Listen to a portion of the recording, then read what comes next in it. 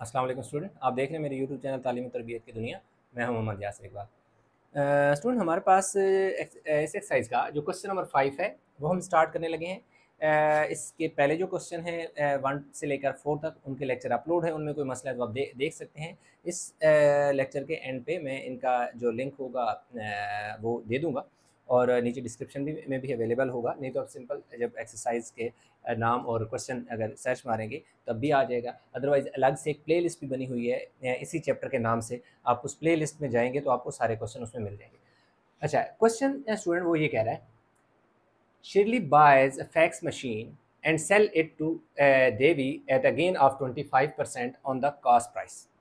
अब असल में ना 3 लोग हैं।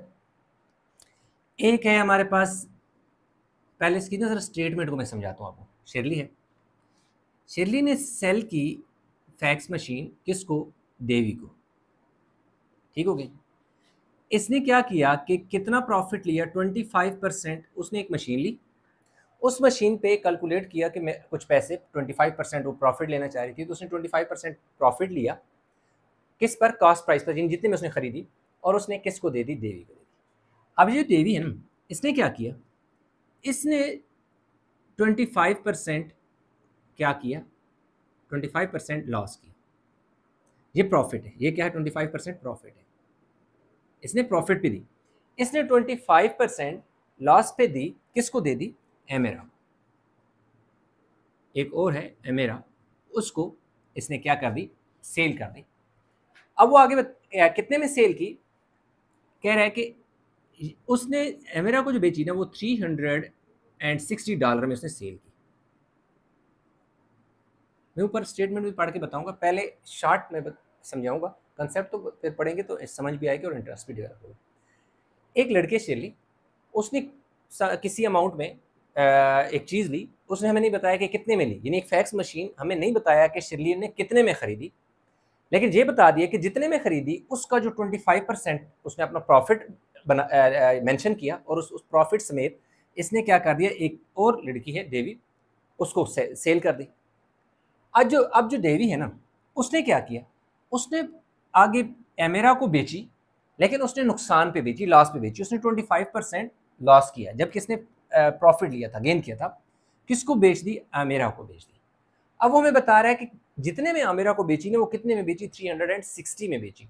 ये 360 वो अमाउंट है जो जो है 25% लॉस हुआ है। किसको? देवी को। यानी देवी ने लॉस किया 25% लॉस के बाद उसका $360 बना। तो अब यहाँ पे हमारे पास जो सेल प्राइस है वो 360 है, लास्ट 25% है, तो हम कॉस्ट प्राइस देखेंगे कि असल में इसने खरीदी कितने में थी। हमें तभी पता चलेगा कि इसके पैसे कितने और आगे कितने। हम स्टेटमेंट की तरफ अभी आपको मैं समझाता हूँ। ऊपर तो यहाँ तक मैंने आपको बताया कि वो क्या कह रहा है कि भाई एक शिरली है जो मशीन लेती है, फैक्स मशीन, और देवी को बेच देती है 25% प्रॉफिट, और किस पर? कॉस्ट प्राइस पर, यानी जितने में उसने खरीदी है ना उस पर। अब देवी क्या कहते हैं कि सेल कर देती है फैक्स मशीन किसको? अमेरा को। किस पर? 25% क्या है? लॉस पर। 25% लॉस पर। The price at which she buys from Shirley, यानी किस प्राइस का, किस पर उसने लॉस किया है? उसने लॉस किया है जितने में उसने शिरली से खरीदी। जितने में उसने शिरली से खरीदी उतने में उसने लॉस किया, 25% उसमें उसका लॉस हुआ। अब वो कह रहा है कि अगर जो देवी है वो क्या करती है एमेरा को, यानी if Emera pays 360 for the fax machine, यानी कि अगर वो 360 कह रहा है एमेरा पे करती है, तो इसका मतलब है कि देवी 360 में बेचा ना, 360 में एमेरा को बेचा, तभी तो उसने 360 इसको पे किए। For the fax machine how much did Shirley pay for it, कि शिरली ने कितने पे किए थे फैक्स मशीन, यानी शिरली ने कितने में खरीदी थी। सादा अल्फाज में ये स्टेटमेंट है। अब क्योंकि मेन किरदार हमारा ये है, ये हमें असल नताइज की तरफ लेके जाएगा, इसलिए हम सबसे पहले इसको लेंगे, क्योंकि हमें पता है कि इसने इतने में बेची। इसने हमें देवी का पता है कि देवी ने सेल प्राइस कितनी है 360, क्योंकि वो बता रहा है if Emera pays 360 for the fax machine, कि अगर एमेरा 360 पे कर रही है, किसको पे कर रही है? देवी को पे कर रही है। इसका मतलब है कि देवी ने जो सेल किया वो 360 में सेल किया। कितना नुकसान किया? 25%। कॉस्ट प्राइस हमने निकालनी है। ये फार्मूलाज मैंने साथ लिखे हुए हैं, पिछले लेक्चर्स में भी इसी तरह लिखे हुए थे और अब भी यहाँ पे लिखे हैं, ताकि आप ये फार्मूलाज जो है, जहाँ पर जो फार्मूला यूज़ होगा आप आसानी से देख सकें। कहाँ पे कौन सा फार्मूला यूज होना है, ये लेक्चर भी अपलोड मैंने किया है, आप वो भी देख सकते हैं, तो इंशाल्लाह आपको कंसेप्ट क्लियर हो जाएगा। अब हमने क्या निकालना है जी, कॉस्ट प्राइस निकालनी है। तो कॉस्ट प्राइस के लिए हमारे पास स्टूडेंट फार्मूला लगना है ये वाला। अब ये वाला फार्मूला क्यों लगना है, उसकी रीजन ये है कि ये देखिए ना, इसमें हमारे पास लॉस है, ठीक है, ये प्रॉफिट के लिए यूज होता है। तो फार्मूला हम लगा देंगे cost price is equal to sale price multiply by 100 divided by 100 minus जो लॉस है वो परसेंटेज की शक्ल में। तो कॉस्ट प्राइस क्या आ गया, सेल प्राइस हमारे पास कितनी है $360, यानी कि उसने की सेल प्राइस है बेची थी, और बाकी 100 ऐसे ही आ जाएगा, तो लॉस कितना है 25 है। तो हमारे पास जो कॉस्ट प्राइस है स्टूडेंट वो कुछ इस शक्ल में आ जाएगी कि 360 ये वाला और 20 ये वाले भी आ जाएंगे, और नीचे हमारे पास कितना बच जाएगा जी 75। अब सिंपल हमने इन दोनों को क्या करना है, डिवाइड कर लेना है। तो हम देखते हैं कि हमारे पास क्या बचता है, 3 6 1 2 3 0 आ गए, और डिवाइड कितना हो गया जी 75, 480। अब क्या हो गया, cost price is equal to $480। अब ये बात समझने की है, बात ये समझने की है कि जो है डेवी है, डेवी पेड $480 टू शेरली, यानी उसने कितने क्या किया, $480 डेवी ने शेरली को पे किया था। इसका मतलब है कि अब अगेन आगे जो चलेगा, सेल प्राइस हमारे पास स्टूडेंट कितनी आ गई, यानी डेवी ने अब जो बेचा, सॉरी शेरली ने बेचा 480 में, उसने जो प्रॉफिट लिया था, प्रॉफिट कितना है उसका 25% उसने प्रॉफिट लिया, ठीक हो गया जी। अब उसने खरीदा कितने में, कॉस्ट प्राइस क्या है वो हमसे पूछ रहा है। तो अब हमारे पास जो फार्मूला लगेगा कॉस्ट प्राइस का, ये वाला फार्मूला लगेगा। तो हम लगा देंगे जी cost price is equal to, थोड़ा छोटा लिख लेते हैं, क्वेश्चन मार्क थोड़ा छोटा डालेंगे, 100 cell price multiply by 100 divided by 100 plus profit, और ये प्रॉफिट किस शक्ल में है, परसेंटेज की शक्ल में, ठीक हो गया।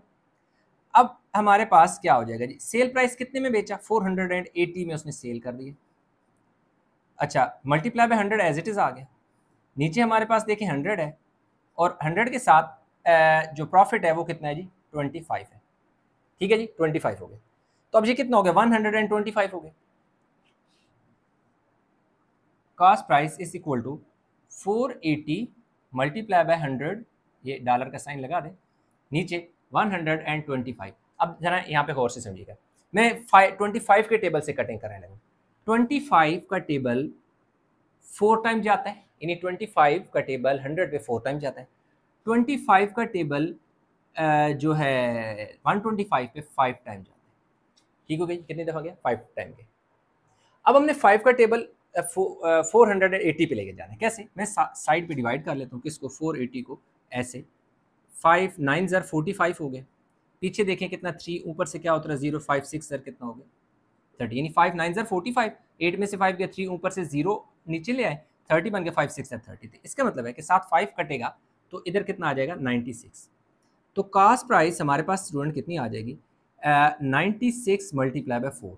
अब 96 को अपने 4 से मल्टीप्लाई करें, 4 6 ज़र 24, 24 का 4 लगा और 2 चले गए कैरी, 4 9 ज़र 36 और 2 कैरी वाले 38 हो गए।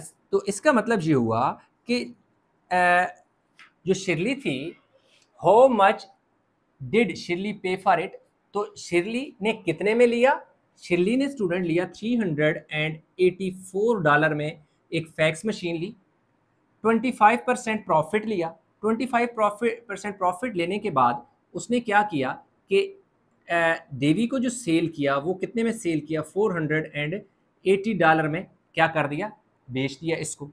अब इसने इस 480 का 25% लॉस किया और 360 हो गया।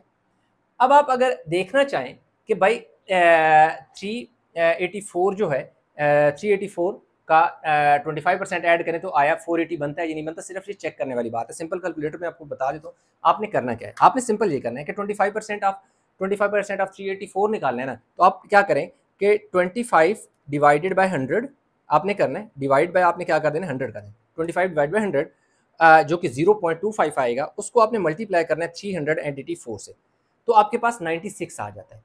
उसी 96 को अब जो आपके पास 96 आएगा उसको आप ऐड कर लें इसी अमाउंट में 384 में, तो 480 आपके पास आता है। तो स्टूडेंट हमारे पास जो क्वेश्चन नंबर 7 है, क्वेश्चन नंबर 7 की स्टेटमेंट यहाँ में लिखी है, आपको मैं पढ़ के बता देता हूँ कि स्टेटमेंट में वो क्या कह रहे हैं।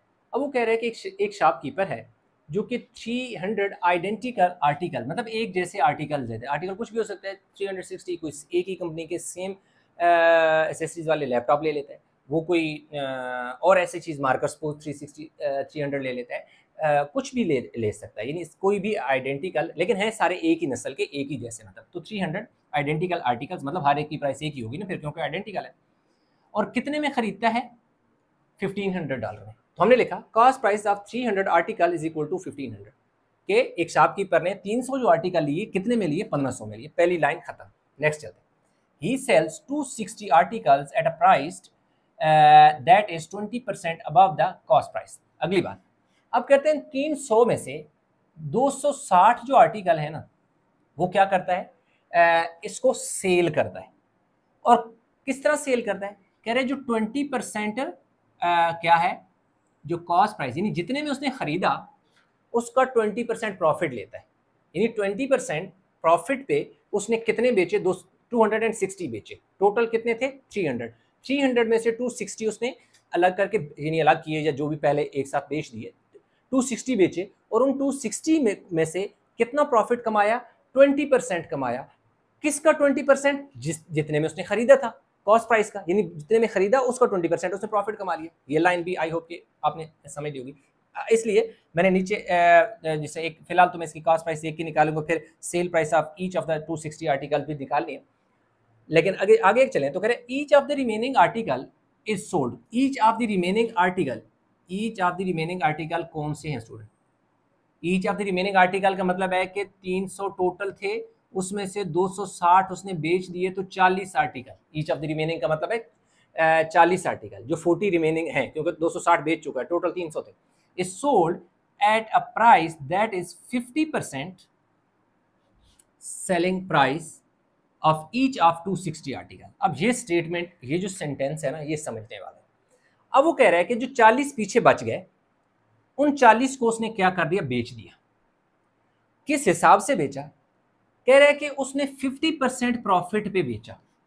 अब भाई 50% कौन सी किस वैल्यू का 50% बेचा, किसी न किसी अमाउंट का 50% है ना, वो कह रहा है उसका बेचा है selling price of each of 260 article.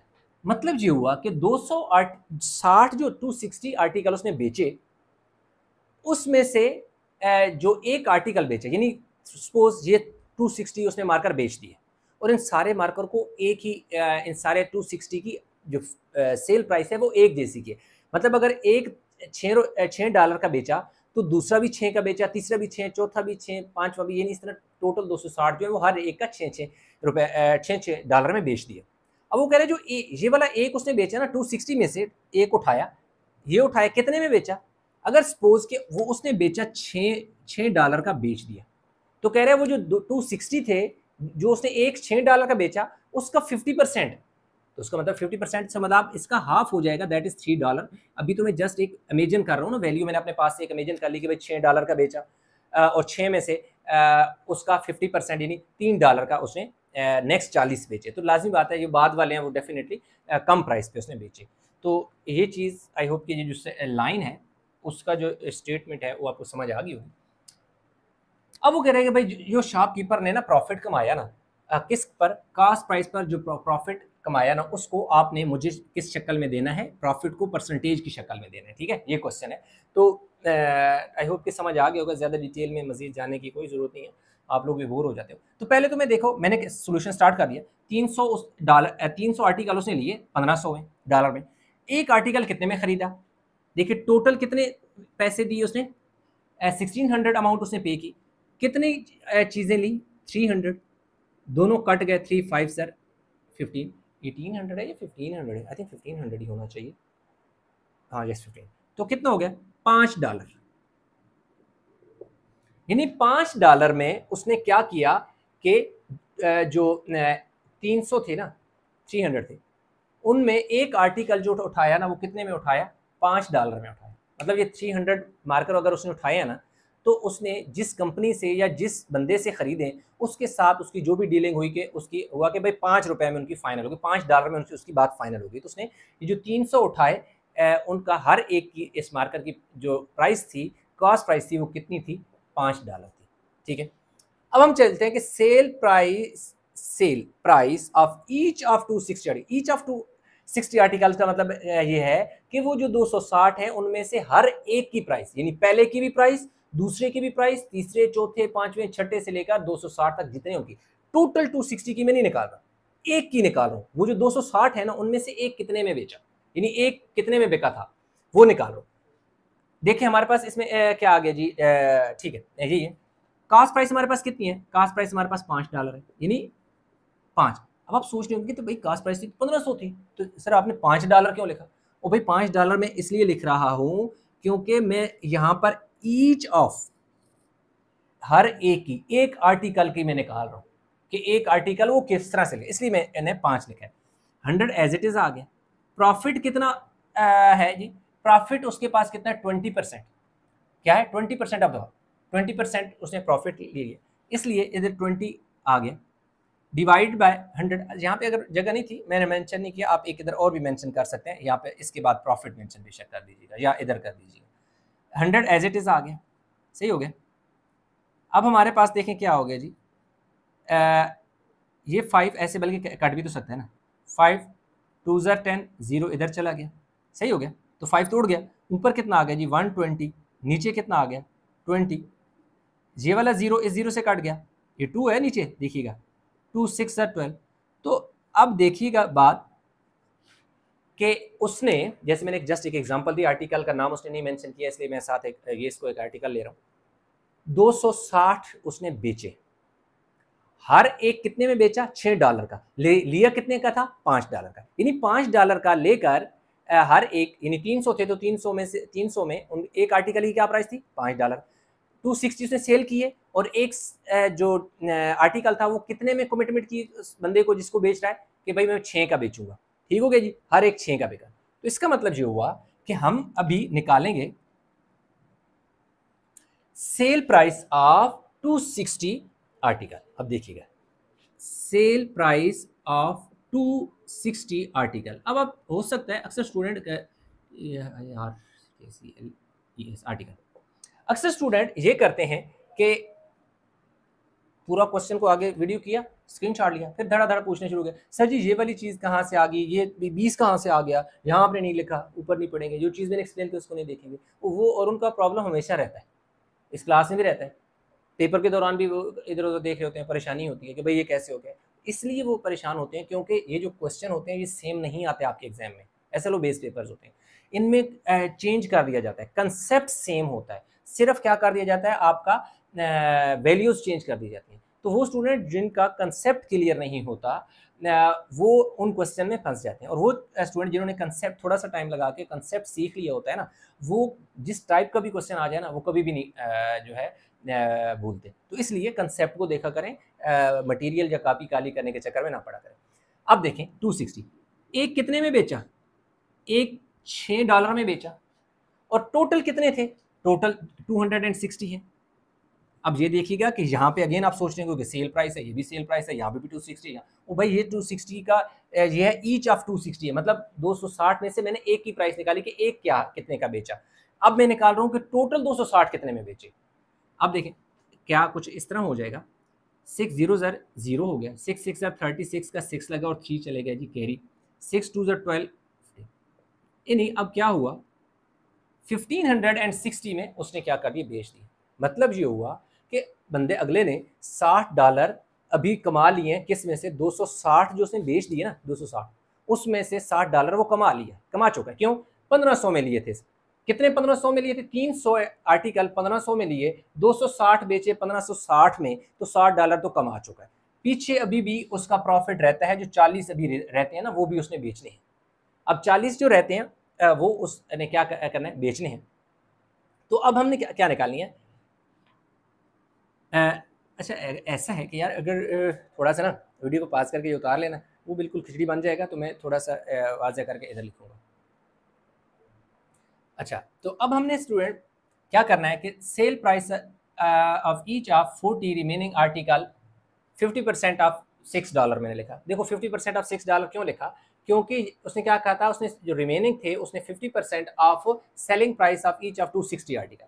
तो जो 260 आर्टिकल थे उनमें हर एक आर्टिकल कितने में बेचा था? $6 का बेचा था। अब उस 6 का हाफ पे बेच रहा है ये वाले 40 जो रिमेनिंग है, क्योंकि ऑलरेडी प्रॉफिट कमा रहा है, तो कह रहा है ये भी जिस तरह बिकते हैं। बाज़ औक़ात जैसे कोई भी चीज़ लेते हैं ना, खास तौर पर आप अक्सर शाम के टाइम जाएँ तो सब्जियाँ वाले जो खास करके रेहड़ियाँ वगैरह लगा रहे होते हैं, या सब्जी मार्केट में ना, वो बड़ी लंबी लंबी आवाज़ें लगा रहते हैं जी, 300 वाला 150 में ले जाएँ, 300 वाला 200 में ले जाएँ। इस तरह यानी कि वो यकदम बहुत बड़ी अमाउंट क्या कर देते हैं, डिक्रीज़ कर देते हैं। उसकी वजह ये होती है कि वो ऑलरेडी जो पहले उन्होंने लाया होता है उसमें इतना ऑलरेडी वो प्रॉफिट कमा चुके होते हैं। तो जो पीछे बच जाते हैं वो अक्सर थोड़े बहुत डिफ़ॉल्टी भी होते हैं, यानी उनमें कोई ना कोई डिफ़ॉल्ट होता है।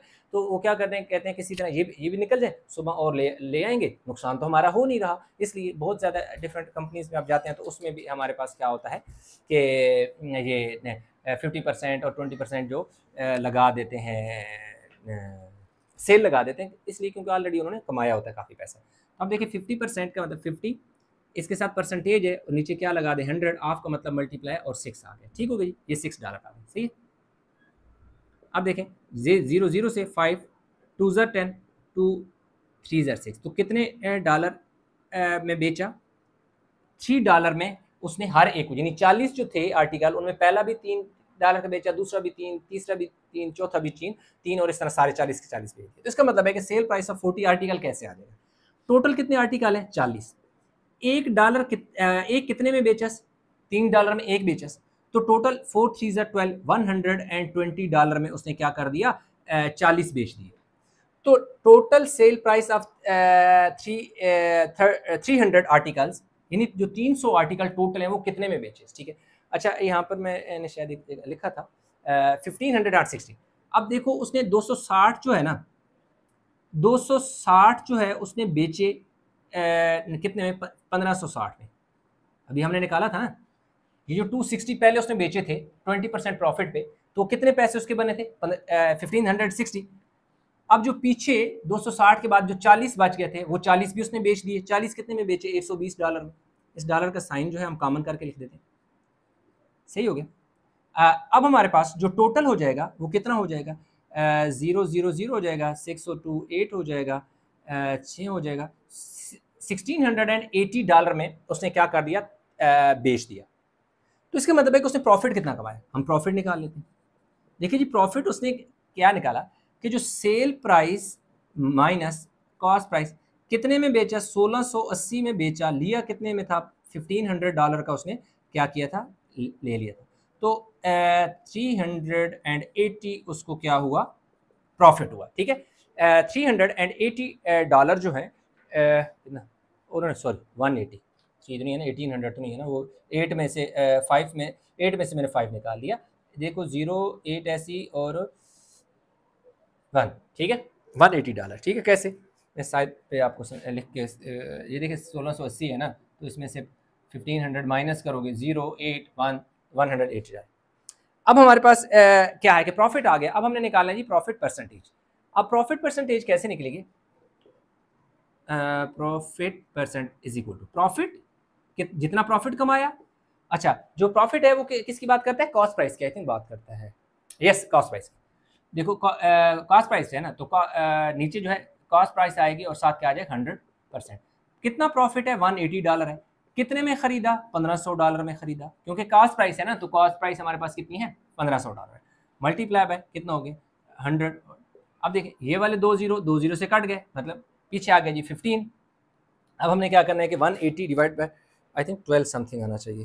180 डिवाइड बाय 15, यस 12। तो हमारे पास जो प्रॉफिट की परसेंटेज है, उसकी profit percentage is equal to 12%। उसने 12% प्रॉफिट कमाया। तो यूँ हमारे पास स्टूडेंट क्वेश्चन नंबर 7 जो है कंप्लीट हो गया। उम्मीद करता हूँ क्वेश्चन समझ आया होगा। इसमें कहीं भी किसी जगह कोई कन्फ्यूजन है तो नीचे कमेंट में ज़रूर बताइएगा। वीडियो को लाइक करें, शेयर करें, चैनल सब्सक्राइब नहीं किया तो चैनल ज़रूर सब्सक्राइब कर लें। तो इंशाल्लाह मिलेंगे एक नए लेक्चर के साथ, तब तक अपना बहुत सारा ख्याल रखिएगा। अल्लाह हाफिज़।